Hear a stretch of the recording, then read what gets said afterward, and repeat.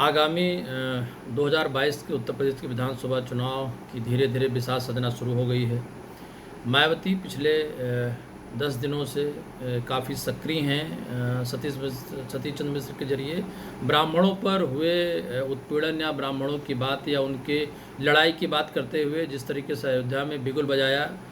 सतीश जी ने, तो ये एक 2022 चुनाव की मैं बात इसलिए कर रहा हूँ कि ये दरअसल उस चुनाव के साधने या इस ब्राह्मण राजनीति या ब्राह्मण के समर्थन के बात को करके सत्ता में आने का एक रास्ता कहीं न कहीं मायावती के उस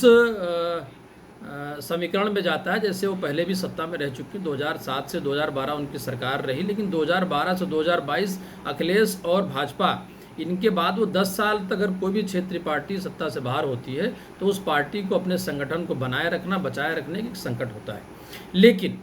क्या ब्राह्मण अभी भारतीय जनता पार्टी से उसका मोह खत्म हो चुका है, या सतीश चंद्र मिश्रा इतने बड़े नेता हैं जिसके पीछे प्रदेश के पूरे ब्राह्मण एक साथ हो जाएंगे? जबकि अगर देखा जाए तो यहीं ब्रजेश पाठक भी उसी टीम के हुआ करते थे जब भारतीय जनता पार्टी से पहले वो बसपा में थे। तो बसपा में सतीश चंद्र मिश्रा की टीम के एक बड़े चाणक्य कह सकते हैं ब्रजेश जी को, जो ब्राह्मणों पर उनकी भी एक पकड़ थी। और आज वो जब भारतीय जनता पार्टी में आए तो कहीं न कहीं उन्होंने अटल जी के एक संस्थान के जरिए, अटल जी के सम्मान के जरिए वो ब्राह्मणों को जोड़े रखना चाहते हैं और सक्रिय भी हैं। इस बात को हम कह सकते हैं कि वो सक्रिय भी हैं। तो राह मुश्किल है,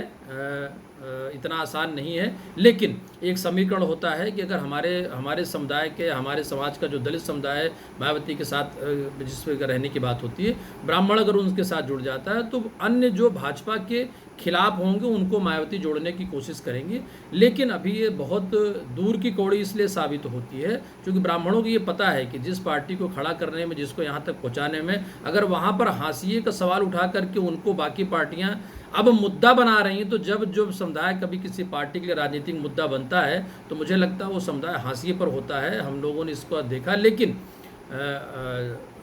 भारतीय जनता पार्टी अपने वोटों को, अपनी समीकरणों को बचाने में बसपा और सपा ब्राह्मण वोटों को लगातार उनकी खामियां जो रही हैं भारतीय जनता पार्टी की सरकार में उसको उभारने में, लेकिन सारी चीज़ें मैं फिर कहूँगा, बहुजन समाज पार्टी जिस तरीके से ब्राह्मणों को जोड़ने और उनको ज़्यादा से ज़्यादा टिकट देने की बात और इस सरकार में हुए उत्पीड़न या हम एक बिंदुवार अगर चर्चा करें तो बहुत लंबा समय होता है। ये सिर्फ चुनावी आंकड़े हैं, चुनावी गणित है, चुनावी समीकरण है कि अगर हम